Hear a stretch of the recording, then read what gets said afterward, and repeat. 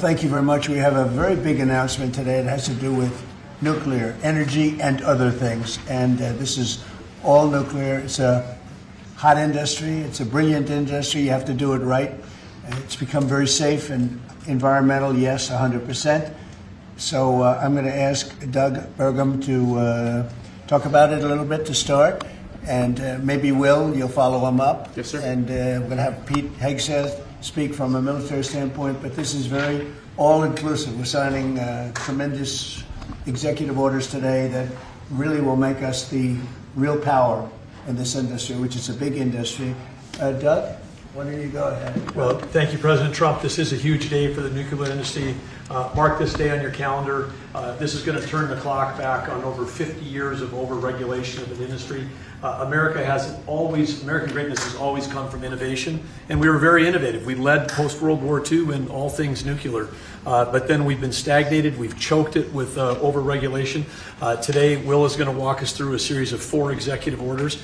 Each of these help attack separate issues that have held back this industry. And with us today, we've got a number of CEOs from the industry representing some of our largest nuclear providers, but also a big change. This is a time when capital and competition has finally come to this industry. We've got venture capital, we've got startups coming into all aspects of small modular nuclear, and we've also got an EO that's talking about the importance of us having a secure supply chain of being able to get that fuel load here in the United States as opposed from foreign sources. This has impacts on national security, on our defense, and again, President Trump here today has committed to energy dominance. And part of that energy dominance is that we've got enough electricity to win the AI arms race with China. What we do in the next 5 years related to electricity is going to determine the next 50, because this is the first time in history where electricity can be translated into intelligence. And we need that intelligence for every aspect of our economy, but also for defense. Pete Hegseth in the Department of Defense has been a key part of this, and this is going to help us make sure that we're providing the defense we need, where we need that AI, need the electricity, but also to secure our bases here at home and around the world. Secretary? Sure, I'll just add to that before going to Will. Energy security is national security. If we don't have reliable energy for our basing, for our troops, whether forward deployed or domestically, we're vulnerable. So by having small modular nuclear capabilities, which are rapidly being fielded, that we can use on our bases here and around the world, we're creating an environment where if things happen elsewhere, the military can be relied upon. Also, we're including artificial intelligence in everything we do. If we don't, we're not fast enough. We're not keeping up with adversaries. You need the energy to fuel it. Nuclear is a huge part of that, modular or otherwise. So we're going to have the lights on and AI operating when others do not, faster than everybody else because of nuclear capability. So this is a big game changer for us as well.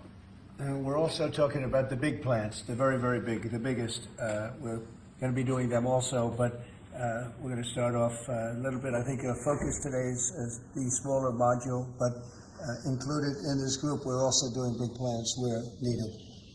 They won't be needed too much, but they'll literally be able to do an entire state. And you've read a lot about cost overruns in a couple of states that were pretty significant, but we're not going to have cost overruns. And the technology's come a long way, both in safety and cost and everything else. Would a couple of you guys like to talk about your companies and you want to say anything? Joe, why don't you kick it off? Sure. My name is Joe Dominguez. I run Constellation Energy. We have about 25% of the nation's fleet. We're the largest publicly traded nuclear company in the world. We're in the middle of a merger with Calpine. And once completed, we will be the largest electric producing company in the world. About enough power to produce, to cover all of Mexico, actually. I didn't know that. When we talked, you were so modest. I can't believe it. That's normally not said about me, Mr. President. I'm very impressed. Go ahead. So you think it's got a great future? Yeah, well, absolutely we do. And the big change here is not only the technology has come around, but we have some of the largest companies in the world, the hyperscalers, who need this energy for AI, who are now working with us to fund the development and construction of the next generation nuclear. Nuclear is a 24/7 resource. These data centers run 24/7. Some of them will cost $200–300 billion, and they want to run them all of the time. So we can't use intermittent resources. We need something that's always on, 24/7, and nothing does that better than nuclear. The problem in the industry has historically been regulatory delay. Mr. President, you know this because you're the best at building big things. Delay in regulations and permitting will absolutely kill you, because if you can't get the plant on, you can't get revenue, and the interest costs are horrible. We're wasting too much time on permitting, and we're answering silly questions, not the important ones. For example, let me give you an example. In 3 places in this country, we're trying to license new reactors at sites that already have reactors. Yet I have to spend $35 billion at each site just for the NRC to do an analysis that says this is a good place for nuclear. Well, guess what? We've been running nuclear in that community for 4 decades. Why are we even asking that question? I'd rather spend that $35 million, 3 times $105 million, perfecting a design, start building the foundation, and getting going. We need to do this for America. Are we doing something about the regulatory in here? Oh, yes, sir. You are, sir. That's going to be a big factor. Yes, sir. That issue I just described will be addressed in this EO, and many other issues that we don't have time with the president to But cover you say today. it's very, we've contemplated just about everything, right? Well, this, Mr. President, this Energy Dominance Council that you have created is something I haven't seen in 30 years. It brings together all the pieces of government in one place to expedite the process. Under Secretary Burgum's leadership, this has been an amazing, amazing thing. It used to be the case that I have to run to about 5 different places in Washington to get one answer. That's great. And now it's all together in one place. So all I know about Secretary Burgum and Secretary Wright is if we haven't gotten it right, we'll get it right shortly, and there'll be another That's order for good. you to I'm sign. glad But they're thank you addressing- so much for I'm your glad they're leadership, sir. addressing. You were going to say something? Go ahead. Well, I was just going to say commercial nuclear, a bit of an unsung hero. And I just want to thank you, Mr. President, Secretary Burgum, Secretary Wright, for bringing this attention to commercial nuclear. We have the largest and most safe fleet right here in the United States. And upon that, we have fantastic innovation that's being brought forward. And it's going to come in all shapes and sizes. And it's going to actually be coming through some of these companies that you see represented here. We're going to have great jobs. We're going to have wonderful energy. And we're going to be ready. So thank you, Mr. President, for leaning in. Appreciate it. Great job you've done, too. Jake? How about talking about your company and the job you're going to do? Yes, thank you, Mr. President. Well, first of all, a little MIT nuclear connection that goes back, I know, familiar for you. So, yeah, we're working on small reactors. I'm Jacob DeWitt, CEO, co-founder at Oklo, working on small next-generation reactors that take technology America invented, developed, and pioneered and bringing it to the market after it sat on the shelves of history for about 40 years.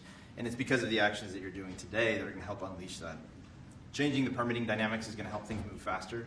We're seeing private investment flow into the space like we've never seen before. We went public about a year ago, and one of the most successful actually go public outcomes for a transaction like that for a small nuclear company, because the market needs this and wants this. And under your leadership, creating the Dominance Council, I mean, it's hard to overstate the value of that. And nuclear is a manifestation of energy dominance. In fact, a golf ball of uranium metal, which this is not, but it's a golf ball, has enough energy content in it to power your entire life's energy needs. I mean, it doesn't get any better than that. And to get back to building, nuclear uses the fewest materials, right? The least amount of concrete, of steel, of fuel for amount of energy it produces. So it should be the cheapest, the most scalable, the most sustainable. Just like you mentioned, Mr. President, about the importance of doing that right. The physics are on our side, and these things help unleash this innovation to actually realize that. So it's never been more exciting. Very exciting indeed. Go ahead, please. And I'm Scott Nolan, CEO of General Matter. We're an American enrichment company trying to bring back the U.S.'s lead in producing nuclear fuel. So just like car engines need fuel, nuclear reactors need fuel. Right now, the U.S. is completely dependent on other countries to make the key step of enrichment in this fuel. And these executive orders are going to pave the way for the U.S. to regain its lead. So we really appreciate it. Will you be doing the AI plants? Because we have a lot of them going up now, and we're soon going up, and they need tremendous electricity. Are you going to be involved in many of those plants? Yes. Will a lot of them be using nuclear, or some are using oil and gas, some are using different things? But Many of them will be, I think. it just makes a lot of sense. Nuclear is a perfect solution, and that's where most of them are interested. Good luck. Thank you. It's going to be great. It's going to be, yes. Okay, Will, please.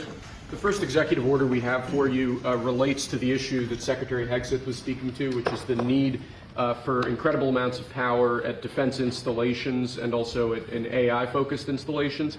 What this executive order will do is speed up the approval and adoption process for specialized nuclear reactors at these sorts of sites. It also involves the Department of Energy making available the necessary fuel stock. It also creates a special envoy position and a strategy around nuclear technology export. The idea being that we can grow American industry on the back of foreign purchasers who are interested in this sort of technology as well. I'm just thinking, as you say that, I just said, what about auto pens? Could I use an auto pen? What did Biden do? Did he have an auto pen at the desk? Nuclear powered. No, he didn't do events. He used nuclear power. You know, he didn't do events like this, I guess. That's all right. Otherwise, you know, you walk into the other side of the room, have an auto pen sign, right? Here it is. It's phase one. Very big phase, very important phase.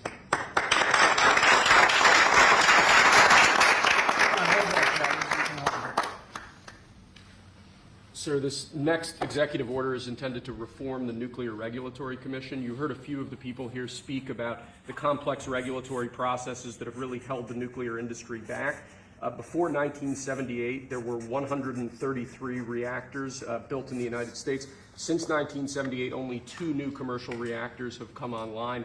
That's because of overregulation, and the goal of this executive order is bringing that regulatory process into line with the actual needs of the industry and public safety, with an end goal of quadrupling the amount of nuclear power production in the next 2.5 decades. It's fantastic.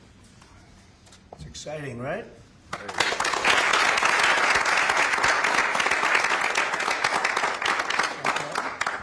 There you go. This next executive order relates to nuclear reactor testing, sir.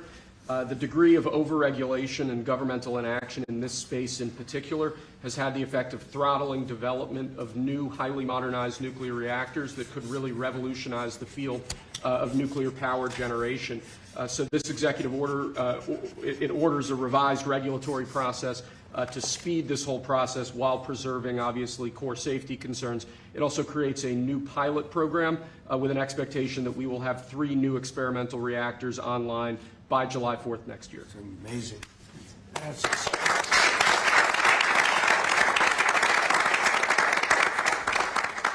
okay, come on. And lastly, sir, we have an executive order on reinvigorating the nuclear industrial base.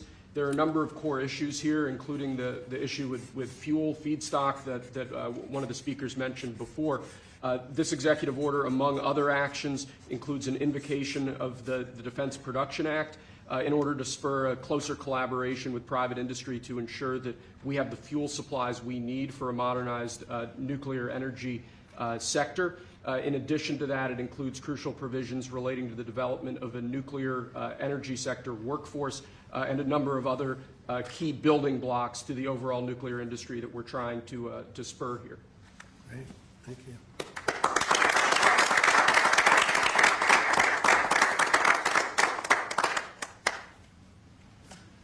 We have one more for you here, sir. This doesn't directly relate to nuclear energy, but it's on a similar subject. This executive order is entitled Restoring Gold Standard Science. One of the issues that we've had in recent decades is that government policy has been made on the back of junk science, scientific studies and findings that have included conflicts of interest or scientific misconduct. The purpose of this executive order is to recenter policymaking around gold standard science, scientific efforts that have followed appropriate scientific methods that don't include those sorts of conflicts of interest, and to ensure that when departments and agencies are relying on scientific studies to promulgate rules, to promulgate regulations, that the science that they're relying on is highly reliable and available to the public. He did a very good job, didn't he? He did. How many people here could have done that? I don't know. I think a lot. Thanks. Good job, Will. Thank you, Mr. President.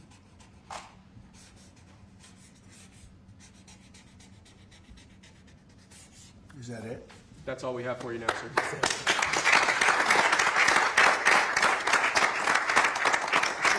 Do you have any questions for these brilliant people? They are brilliant people, I actually. have a question for you, Mr. President. Mr. On President. nuclear, sir, a lot of the concern over the years that's held the nuclear industry back has been about safety. Are you satisfied with those safety concerns? Yeah, we are. It's become a very safe, actually it's become very safe, and a tremendous work's been done on that, more than anything else, and it's really the automatic shutoffs. There's so many different things that they have now that they would have never had. You know, my uncle was a great nuclear person years ago, and that was a different, if you would have asked that question, probably it would have been a much different answer. But they have tremendous shutoff power and other powers that and very redundant, as I understand it, like at a level that nobody's ever seen before. So it's safe. And we're going to do a lot of the small ones, and we're going to do some of the big ones. But yeah, very safe and clean. Mr. President, on Apple. Let's keep it on this for a little while. Let's keep it on the nuclear, and then if you want to ask something else, which you might, we'll do that. On nuclear, Mr. President. Yeah, please.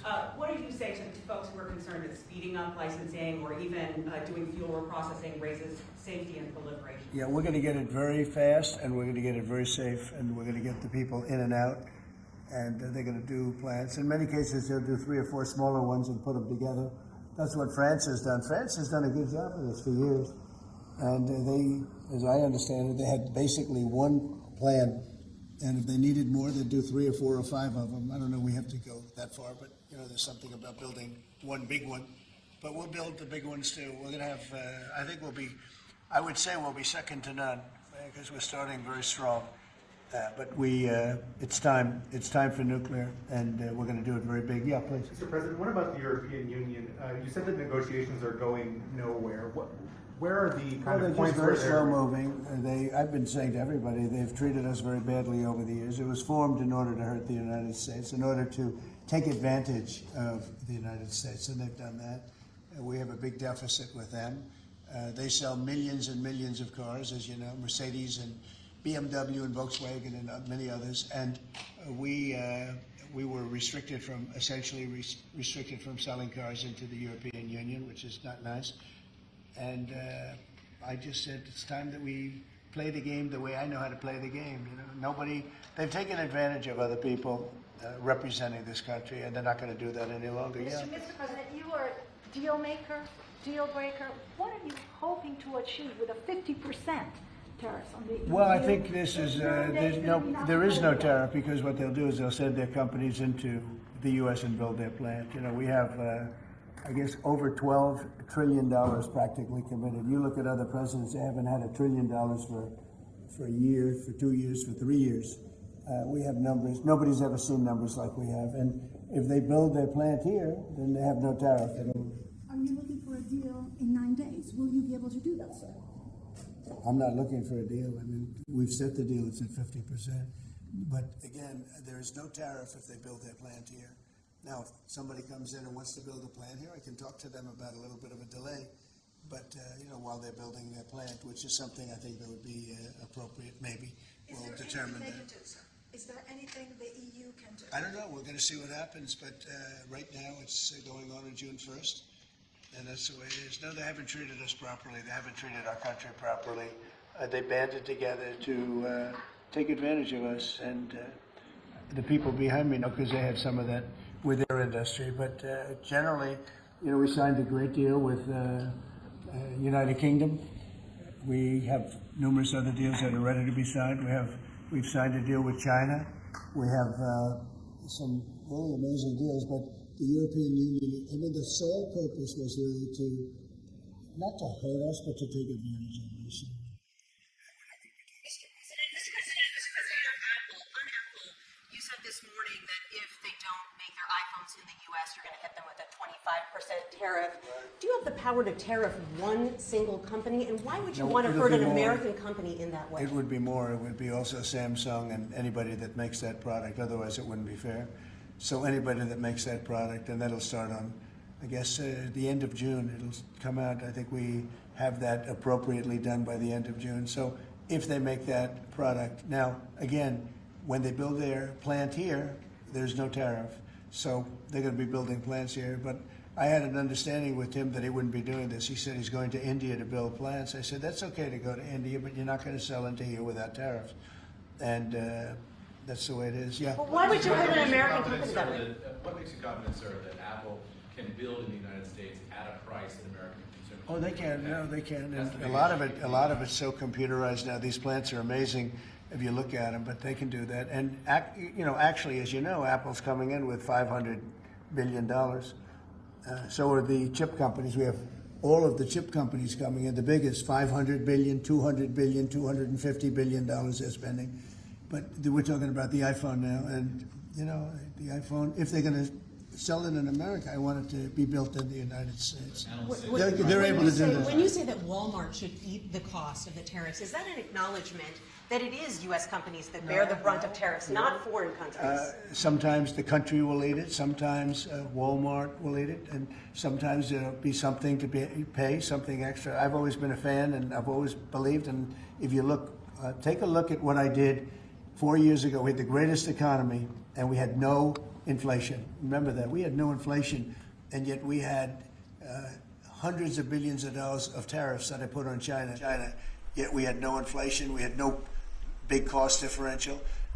Oftentimes, and I don't like it when a department store, because they'll do a lot of business, but they announce record profits and everything else. They have to take out some of their profits. They'll make a little bit less money. But I don't want the consumer. I don't want the consumer to pay. But why impose tariffs that you know are hurting American businesses? They're not hurting. They're helping because they're creating jobs in America. We're creating tremendous amounts of jobs in America like you've never seen. We're having investment in America. We're not getting ripped off by every country in the world. We've been ripped off by every country in the world. They're making their product. They sell it. They don't give our people the jobs. They make them with other countries' jobs. And we will have something that nobody will ever see again, I think. I think we have a potential to do numbers that we never envisioned in the wildest year. Look at what's happening. 10 to 12 trillion dollars in literally a couple of months. It's nothing like that's ever happened. It's we're doing a very special thing. We want, if they're going to sell it here, generally speaking, not for all products. There's some products we don't want to make. And frankly, we're much better off getting them elsewhere. But for certain products, we want cars. We want to make cars. We don't want to have, and I like Canada very much, but we don't want to have Canada making our cars. We want to make our cars. Oh, it's a phone call. Do you mind? Hello? Okay, it's only a congressman. I'd let you know, actually. Mr. President, are you considering stopping other universities from taking foreign students somewhere? It's a different congressman. They're all congratulating us. Yeah, it's lucky it is. Okay, let's go. Are you considering stopping other universities besides Harvard from accepting foreign Well, we're students? taking a look at a lot of things. And as you know, billions of dollars has been paid to Harvard. How ridiculous is that? Billions. And they have $52 billion as an endowment. They have $52 billion. And this country is paying billions and billions of dollars and then gives student loans and they have to pay back the loans. So Harvard's going to have to change its ways. And so are some others. On that note, a lot of CEOs in the United States, big companies, are for it. What is that going to do? I'm fine with that. No, I'm fine with that. Competitive. No, we want to do that. We're actually going to be doing something in the near future that's going to make it possible for people to come into this country and come in and have a road toward citizenship. And I think it'll be very exciting. But it's too soon to speak. Do you think that banning students? I do. But a lot of the people need remedial math. Did you see that? Where the students can't add 2 and 2 and they go to Harvard. They want remedial math and they're going to teach remedial math at Harvard. No, wait a minute. So why would they get in? How can somebody that can't add or has very basic skills, how do they get into Harvard? Why are they there? And then you see those same people picketing and screaming at the United States and screaming at, they're anti-Semitic or they're something. We don't want troublemakers here. But how do people that can't, when Harvard comes out with a statement that they're going to teach some of their students remedial math, that's basic math, that's not the deal. Okay, and anyway, in the back. Are there other countries you're considering shortening the 90-day pause on tariffs for? And then are there specific steps you're looking for the EU to take? We do. Well, we have a lot of requests, and you don't have the people to handle it, frankly. Everybody wants to make a deal. I'm sure now the European Union wants to make a deal very badly, but they just they don't do it right. They don't go about it right. The other thing they do is they sue our companies all the time. They have suits where their judges, I don't know if they're appointed by them, but they're definitely Europe-centric, and we're not going to stand for it. They won a $17 billion lawsuit for Apple, and I read that case, and that's not a case that should have been won. They're suing other of our companies. They use this as a weapon but they use it really to raise funds for what they do. It's almost like a fundraising mechanism. So we add that to the fact that they do the non-monetary tariffs and lots of other trading, you would call them trading barriers. They don't take our cars. They don't take our agriculture. They don't take anything, but we take their cars by the millions. And therefore, they have the jobs, they get the money, and we get closed plants. It's not going to happen that way anymore. Thank you very much, everybody. Thank you.